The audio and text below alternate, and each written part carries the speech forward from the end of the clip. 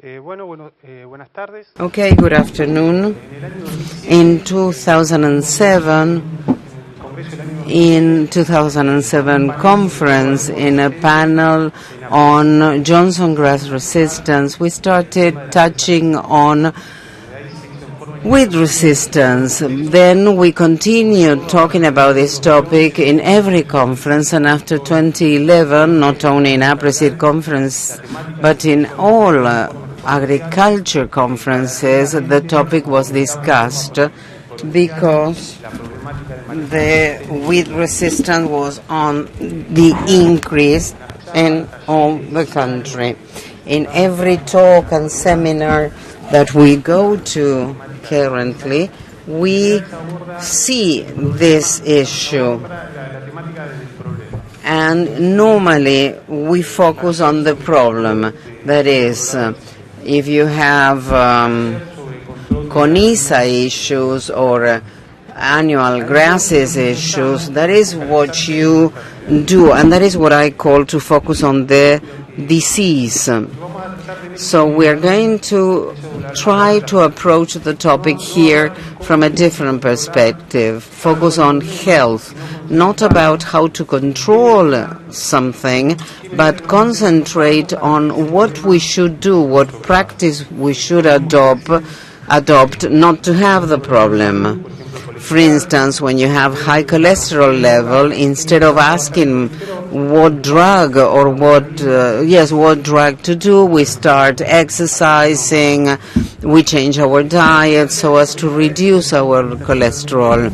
The members of the panel are wonderful. Gervasio Piñeiro is helping us, providing framework to this issue. When you talk about inputs, it's easy to change herbicide because one trial says that this herbicide works better, so we change.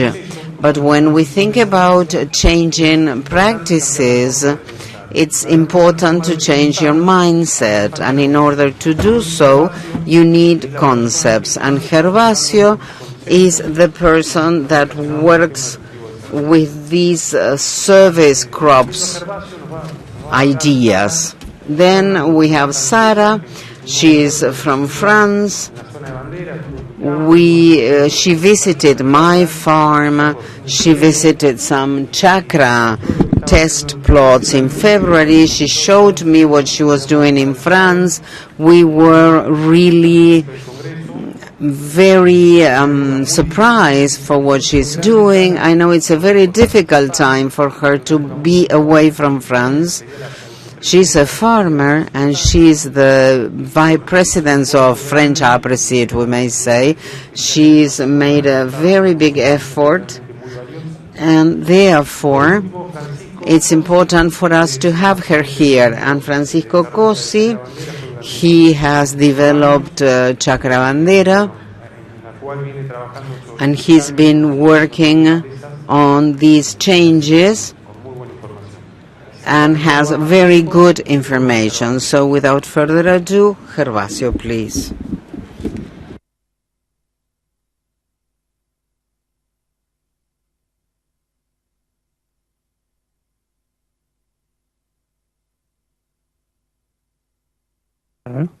Thank you very much.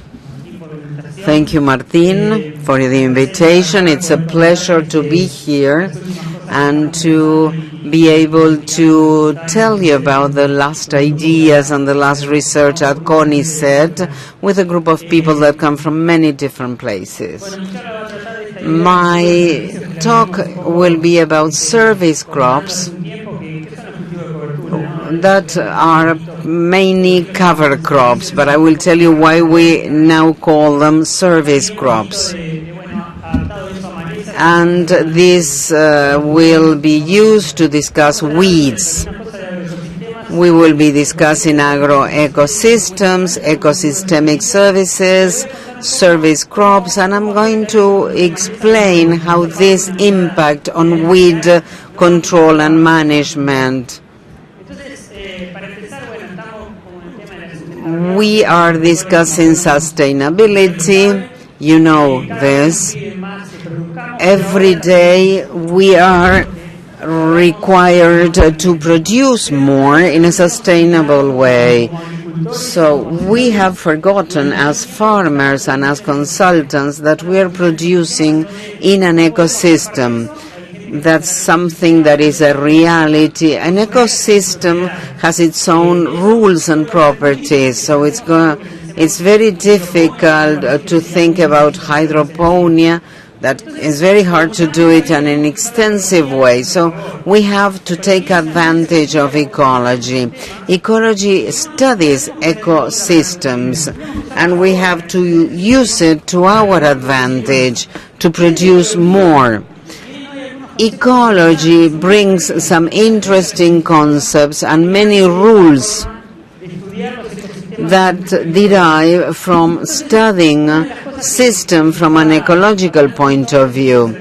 So people are talking a lot about ecosystemic services, because ecosystems not only produce, you don't only produce corn, soybean or beef, you produce many more things. You produce or you don't produce organic matter, greenhouse gases or not, with resistance or not. It depends on what you do, that you're going to produce much more than what you harvest. All these things are ecosystemic services.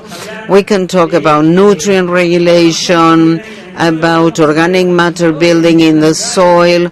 We can talk about many things that you are producing or not producing. And these are things you do not sell, but they are services that have an impact on your farm. So we don't just harvest cereal or beef, we are harvesting entire ecosystems. We can understand this at different scales. For instance, the Green Revolution produced high yields, but also damaged the system. You know this because there is less organic matter. We've lost 30–40% of it. We have compaction, we have erosion. You know this. The point is, how can we solve these problems? And that is ecosystemic services. We have to create systems that have everything working. Something that I like is to think about local services, because those are the services that have a direct impact on you. If you lose organic matter, soil structure, water retention, or you don't control your weeds, you are losing these systems that the ecosystem used to give you or provide you, and you are concentrating on something different, and the ecosystem is therefore not producing these services. So if you produce less, what do? You add inputs, and if you have less nitrogen, less organic matter, what do? Well, I add fertilizers. So I used to spend a certain amount of money on weed control, and now I spend more money. I spend more money on fertilizers. That's something that happens. The system is deteriorating, and we try to compensate that adding more inputs. But changing processes may be a different solution. Yet another scale is the regional scale, because you also produce ecosystemic services at regional level. You can contaminate groundwater with nitrates, so regionally you are having an impact, or flooding. That's yet another service that you are providing or not providing. So you should start by assessing and analyzing, discussing these local services, and also the impact of these services on the community. Many communities are already demanding you to change things. And then there's a global community that focus on greenhouse gases, biodiversity, etc. And this global community is far away, but may start setting up barriers, because you're poorly providing these services. Probably there's nothing going on about greenhouse gases, but maybe in future our buyers will not buy from us unless we do something about these gases. Therefore, we believe that you plant, you harvest, but we should do something to take advantage of the energy that the system is not using and channel this energy to provide other services, so that you do not stop planting soybean to plant something that produces less greenhouse gases. This is, the green line is productivity. And here you have soybean monocrop, and when you leave the field, you have the field gray or brown. They are not resting. Those brown fields that we see are not resting. They are dying because nobody's feeding them. And if we crop something, we can intercept the energy. These are grasses, and you have more time to intercept energy, and the more energy you intercept, more you have to distribute, part to your soybean and part to other ecosystemic services. So that's the idea, to take advantage of the energy. Stop thinking about the green revolution and start thinking that we can harvest many services, and we should set up a rotation to take advantage of this. This is a graph, a natural ecosystem that gives us a lot of organic matter, retains nutrients, but doesn't give us any crop to sell. So it doesn't make sense. But if we go into farming, we have the harvest, but very little of the other services. So what can we do? And this is when we come up with the idea of service crops. All crops that you know, cover crops to protect your field from erosion. We have other crops that can stop compaction. And they are not all the same crops. Some are very good for one service and some for another. And there are other crops that we don't know. We have to do research. We can plant a legume that will produce other services. The same with forage radish. And this year rotation will give us something like this graph. We are not only providing one service, but many others too. This will have a positive impact locally, regionally, and globally. So that's the idea. Instead of playing with one or two things, we have to introduce more Lego pieces in our puzzle.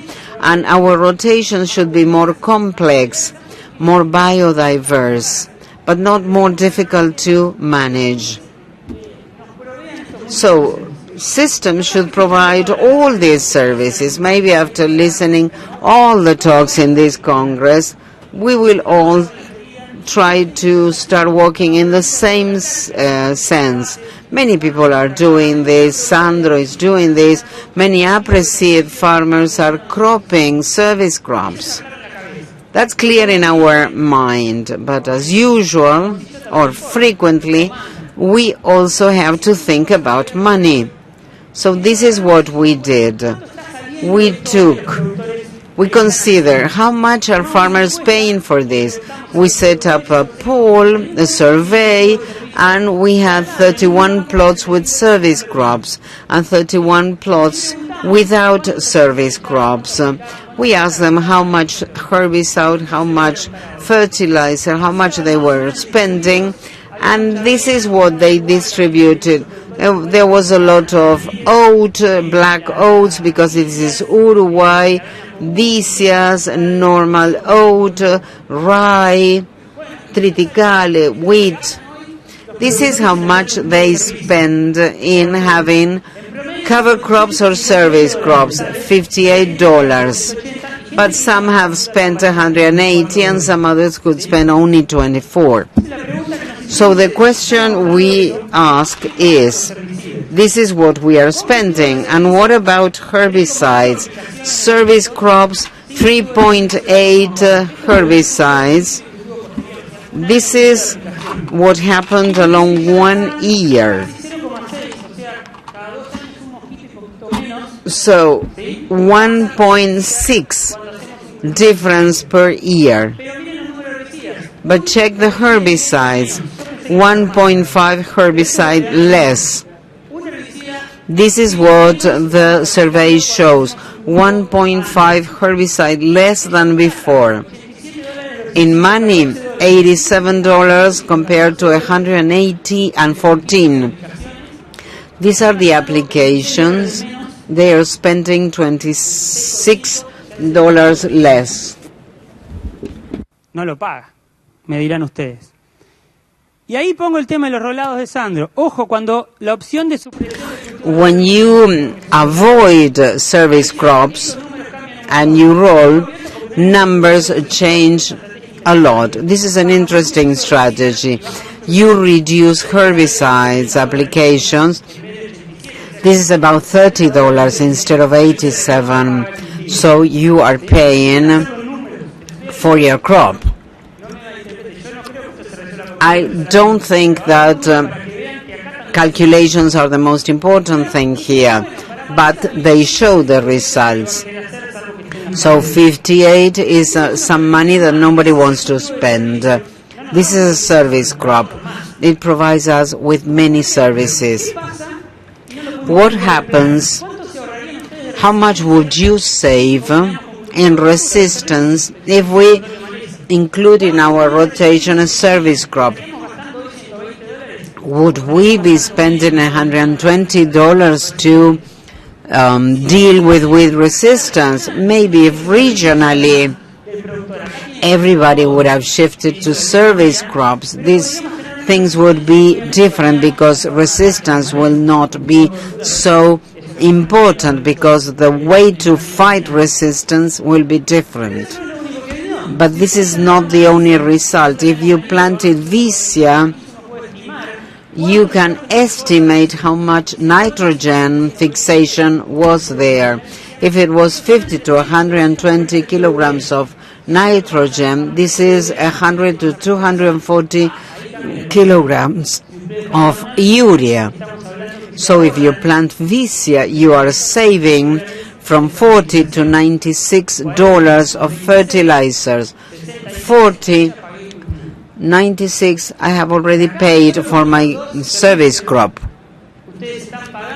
So you are paying your service crop with your savings.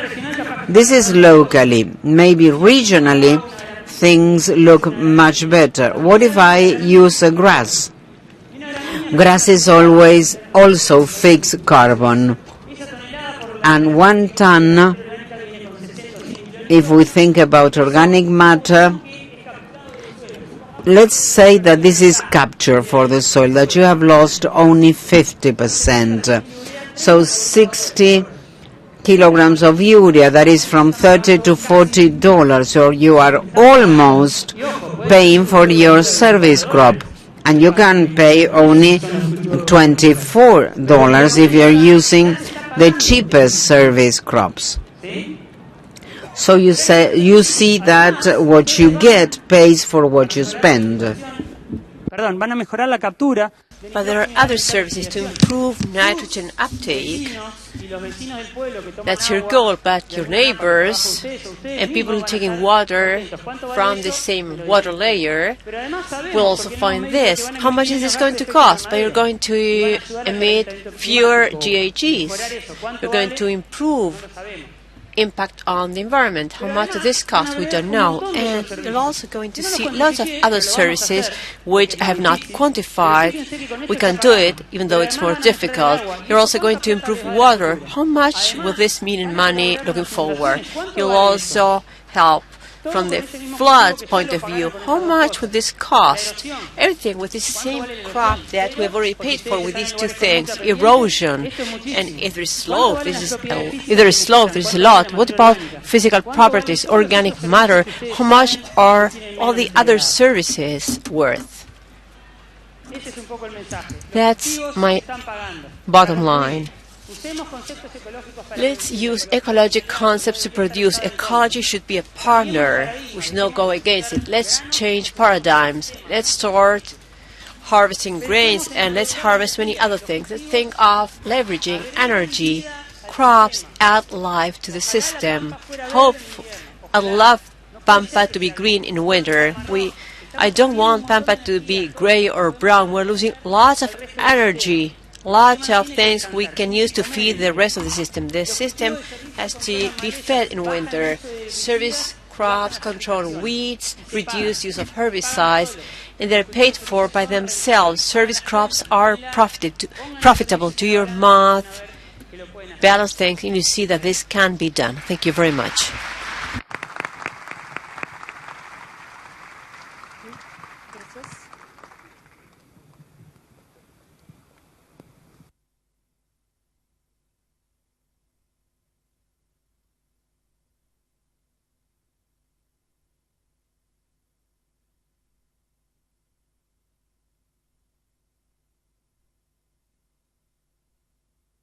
So, hello to everybody. Thank you for the invitation, and I'm very pleased to talk here about cover crop and how we can control weeds.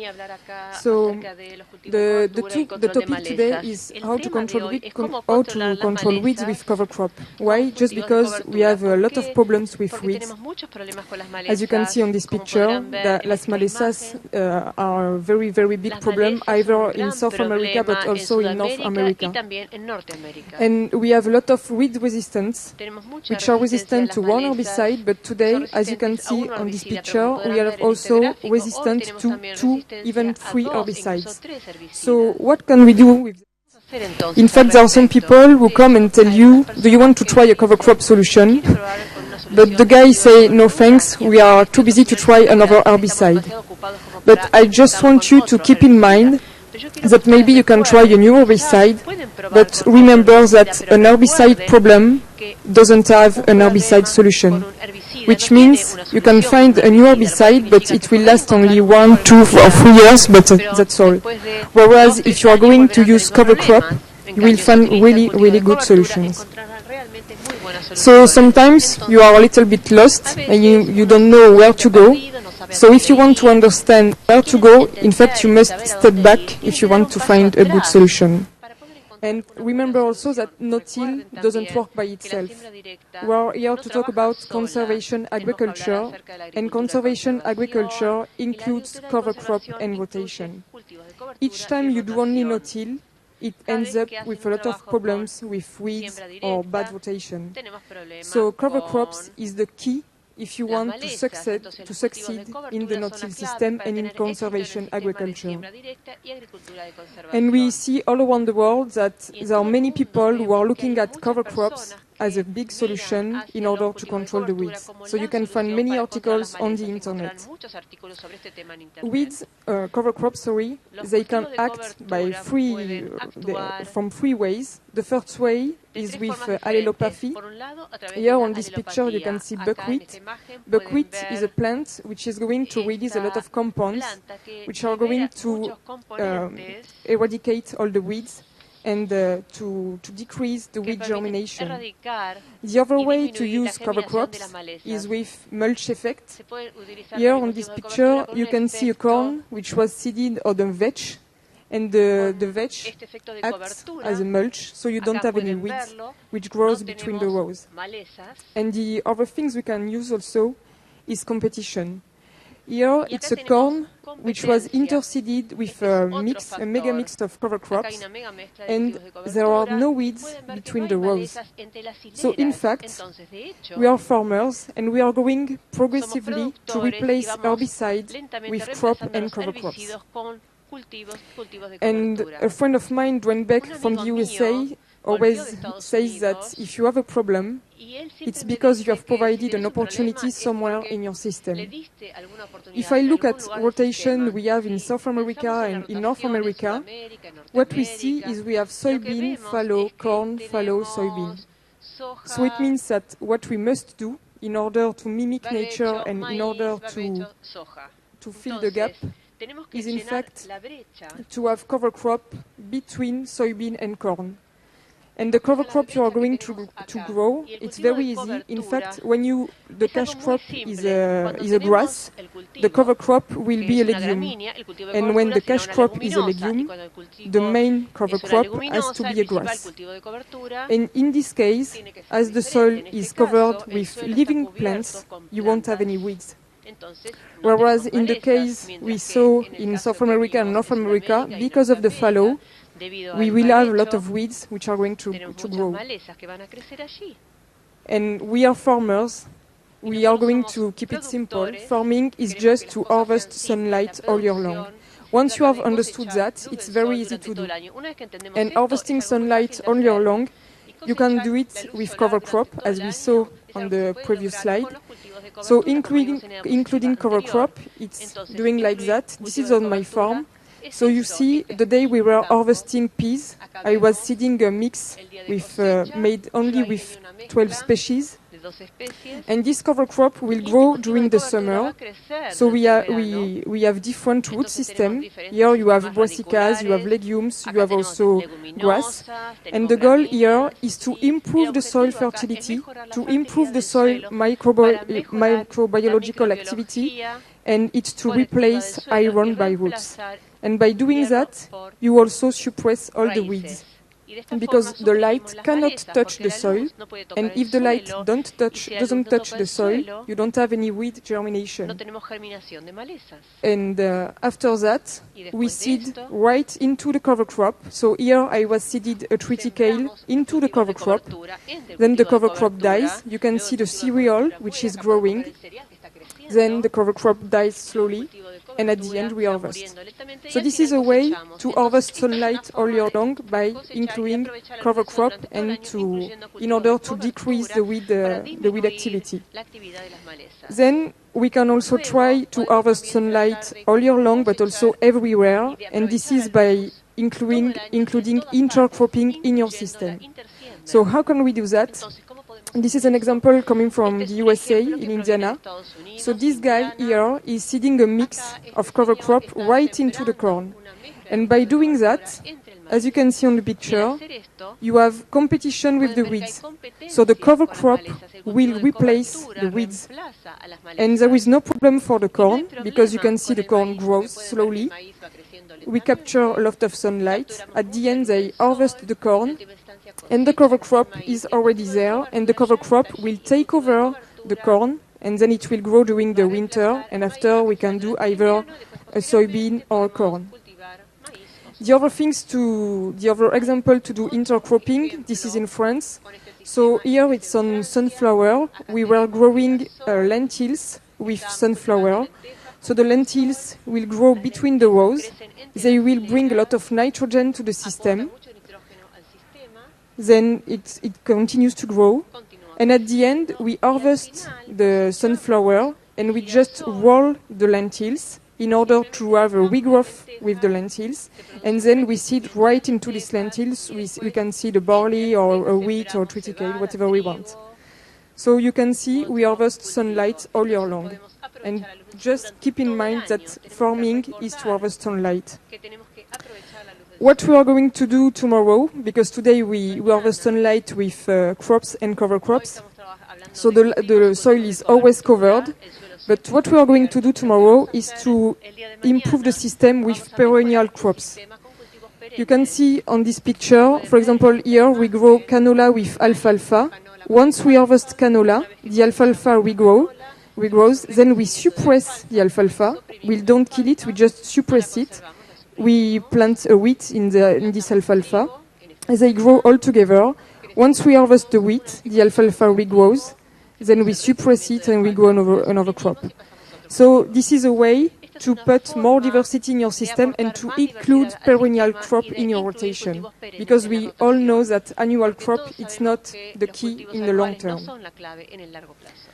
So this is another cover crop I made on the farm, made of 15 species, and I want also you to understand that cover crop, it's not a cost, it's an investment.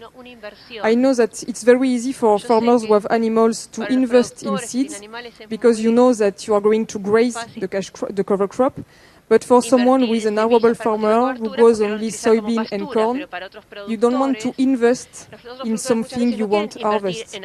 Why should we buy seeds that we won't harvest at the end? And to show you that it's an investment, I can show you this picture, which comes from the USA also. It's a guy who used to do corn on corn on corn in no-till system, but no cover crop, no rotation. And the son of this person who took over the farm a few years ago told his dad, I really want to do cover crop. And his dad said, no, we are not going to waste money in cover crop because we won't harvest this cover crop. So the son said, please, let me try. And the dad said, okay, you can try, but only on one half of the field. And this is a map of the yield when they harvested the corn. And you can see here, the green thing is where the yield was maximum, and the cover crop was just here. Here it was bare field with only corn on corn on corn and no cover crop. So this picture is to show you that even if we don't get the money with the cover crop, you can see the return on investment on the cash crop. Then, if you really want to have success with your cover crop, you must manage them as a cash crop. And when we say manage it as a cash crop, if you need to fertilize it, fertilize it. On the picture, it's the same crop, the same cover crop. It's a brassica. On the right side, this cover crop was fertilized with nitrogen. On the left, no nitrogen at all. And what you can see on the picture is that if you fertilize the cover crop, you will have a better weed control because the cover crop will cover very well the soil. Whereas if you don't fertilize, the cover crop is not very good. So in this case, you have the cover crop, but will also have a lot of weeds. So manage it as a cash crop. It's the key message if you really want to succeed. And if you think about managing like a cash crop, it's also to think about genetics and viable seeds. Sometimes we want to do things for very cheap, and we think that it's better to buy seeds on the internet. So we did a trial with many radish. Some of them were bought on the internet, and this one was bought in a seed company. And as you can see on the picture, the ones which were bought on the internet, they didn't do a good job. They were cheaper, but at the end, they were very expensive compared to this one, who was very good in order to decompact the soil. So, if you want to fight weeds, just keep in mind to harvest sunlight all year long and everywhere. And if you don't do it, nature will do it for you with weeds. Remember that if you don't want to have any weeds, it's you who have to put cover crop and cash crop all year long. And you will see that doing cover crop it can be also very funny, because sometimes we can do crazy things like that. So farming, it's enjoyable. Well, thank you for your attention, and we will have some questions after. Y después vamos a poder responder las preguntas que ustedes puedan tener.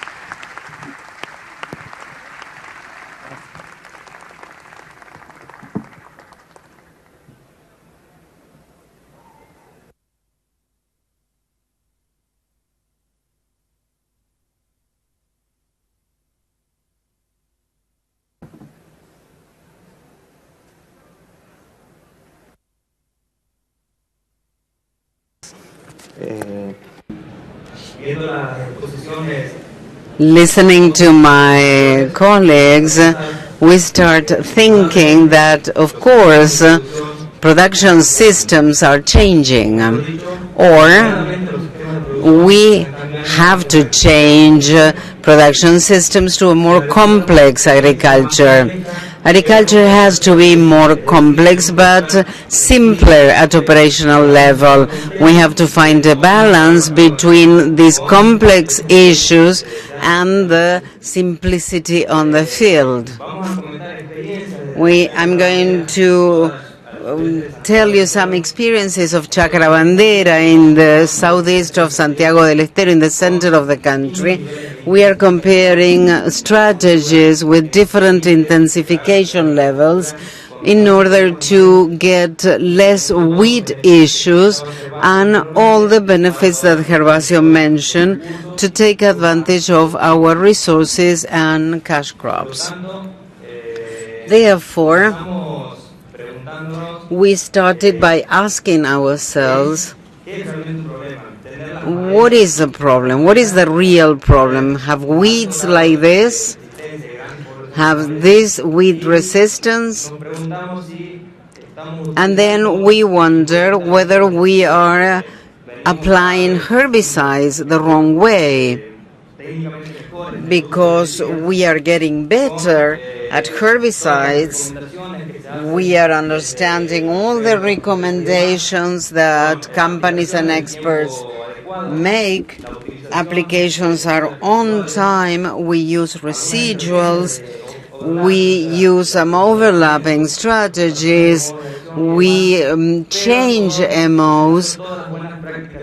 We take advantage of all the good practices, but still we have weed resistance. So the question is, how should we proceed? Should we continue applying more and more herbicides or do something different? So we realized that we are planting not enough.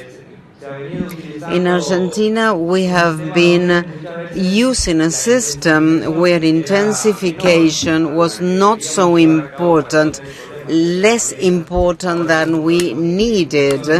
Now we have the floods, but well, and now we are realizing that the number of crops a year should increase. We should also know our weeds. So we asked ourselves, do we really know our weeds? Do we really know how they behave in our systems? And we started collecting data. These are the weeds that bring problems in our systems. And after 40 years collecting data, we know the emergency flows, the most acceptable time, the better response to a chemical or crop response. We see that in spring, when we normally have our fallows, we have the most weed emergencies. Then we have an emergency flow in the fall, end of summer and fall, that are not so significant when we have a competitive crop on the field.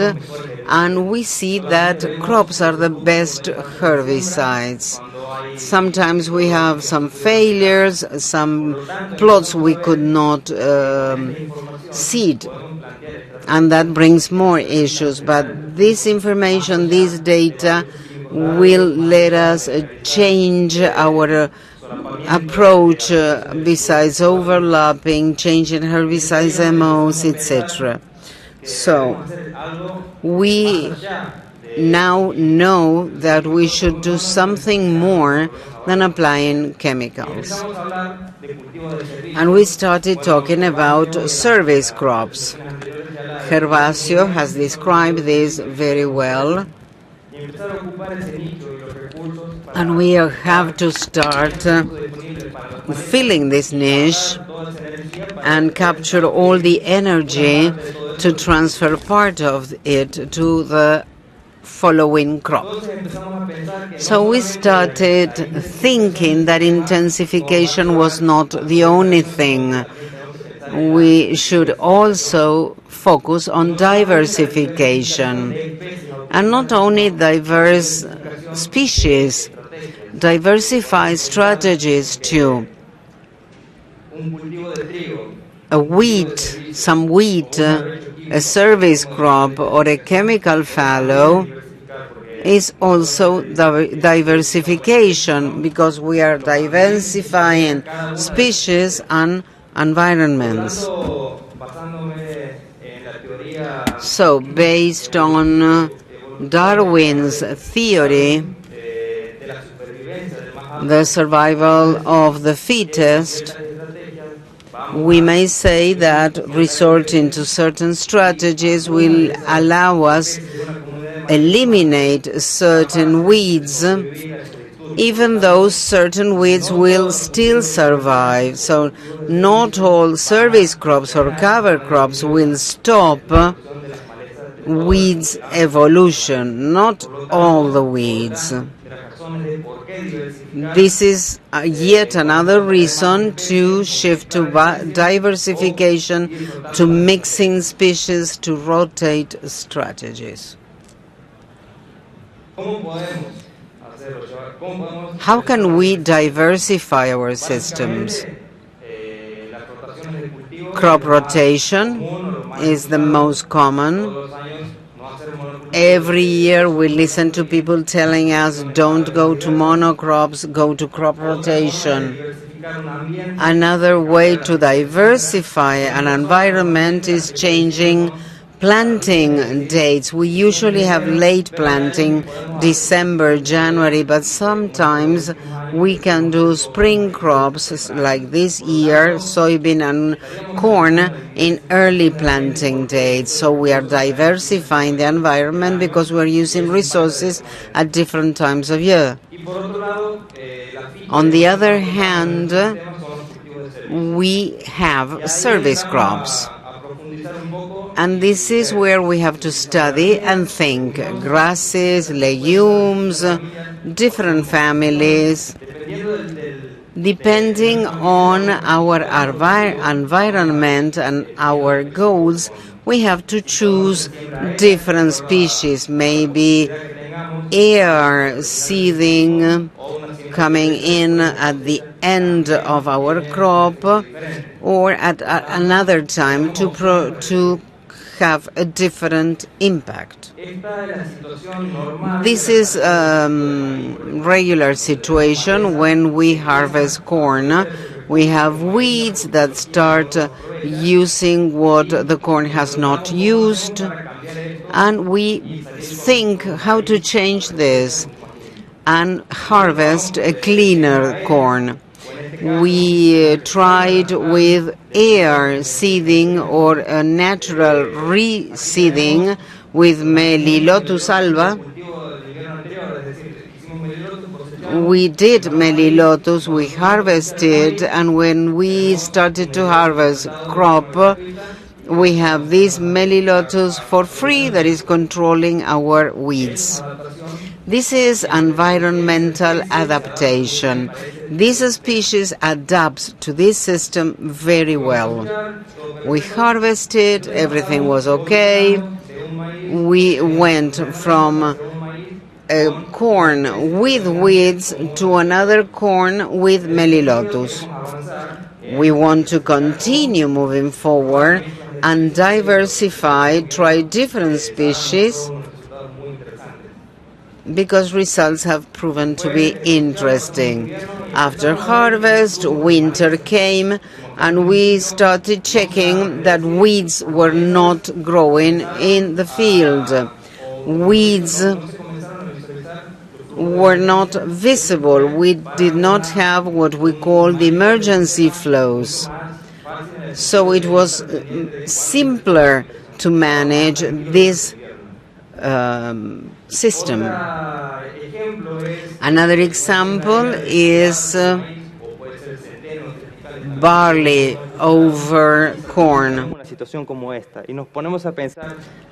Or triticala could also be. So we have to think about the environment, how to move from harvesting a clean crop, what to do to have another clean crop, saving our money by not buying herbicides. We also used above ground seeding. With these other species, we planted Hacia villosa at R5, R7. It was very well adapted to the environment. Melilotus for soybean did not work. So we went into the fall with a service crop already implanted, no weeds. We reduced our costs and increased our benefits.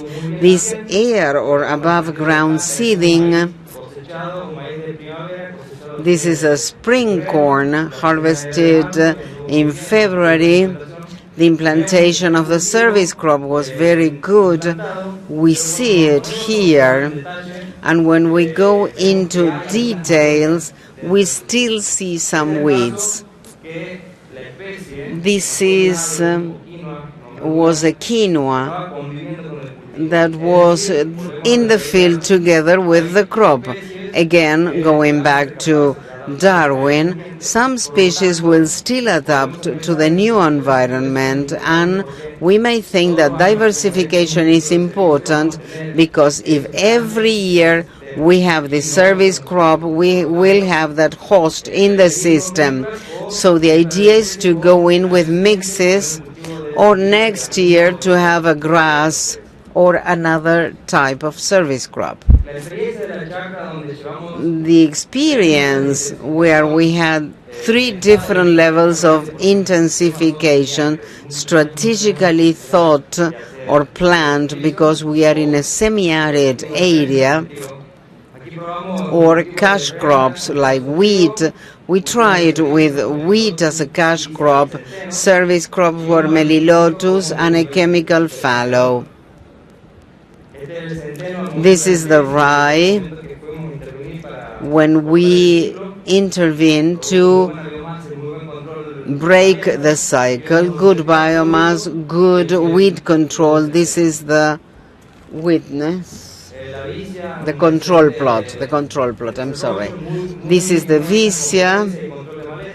It controlled weeds very well. The melilotus, great amount of dry matter and great nitrogen transfer. Wheat, again, very good wheat control. So we moved from different levels of intensification to others. So species have got different cycles, need different resources. Grasses need more water, so certain years we should seed grasses when there's not so much water available, maybe legumes. If we compare with chemical fallow, the recommendation is try to intervene with these crop strategies. So when there is competence and interference in order to use the resources, we have to think and use different strategies, rotate, service crop, chemical fallow, in order to reduce the weed population. This is the result. This is the service crop. It was Hacia under control. So the weeds that used to grow in spring, those are the ones we have to worry about, were completely eliminated, or their germination was impossible thanks to the service crop. We are saving a lot of money here. Gervasio explained this. You see rye here.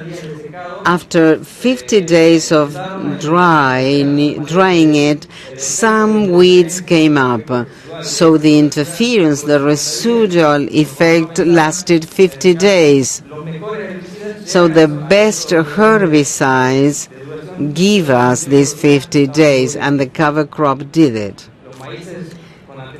Corns with Hacias and as previous crop, they developed very well.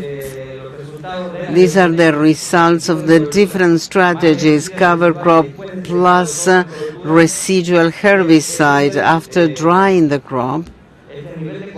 This is the control level at corn planting. So we compared 3 different strategies of cover crops. This is the cash crop, wheat and chemical fallow. Hacia took almost 100%, melilotus and rye high values. wheat and chemical fallow too, all of them within satisfactory ranges. The important thing is to check the number of applications to keep the system. Fallow from soybean to corn planting, 4 applications, wheat only 1 after harvest and before corn, rye 2, Melilotus 1, because drying Melilotus was done mechanically, and Hacia 2, drying and pre-seeding of corn. The combination of these strategies is taking us to have a more complex system with better results. So, as an agronomist, I believe we should start changing things, and we should start considering these issues. Stop with so much chemicals and go into a more complex systems that integrate species better. My take-home message is that agricultural intensification and environment diversification reduce weed population. So let's intensify by diversifying.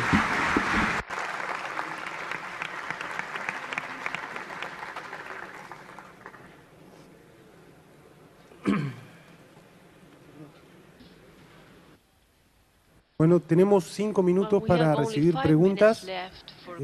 Si hay alguna pregunta en la sala.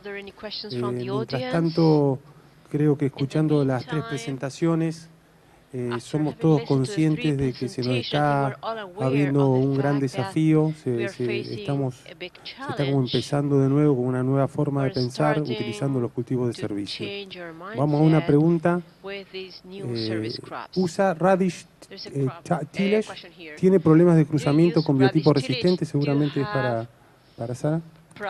La resistencia no existe si tú tienes una buena rotación. Y si la conservación, la agricultura de conservación funciona solamente si hay rotaciones y cultivos de cobertura. Después, entonces, la resistencia no existe en una buena rotación. Si pasamos a la próxima pregunta. There will be no resistance if there is good rotation. What herbicides are used in corn so as not to affect legumes that are planted later on?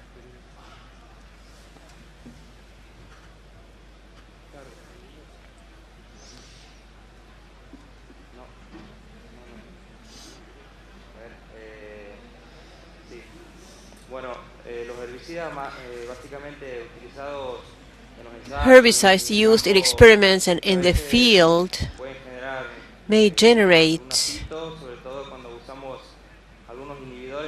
some impact, especially when you use clear field corn and ALS, imazapic plus imazapic.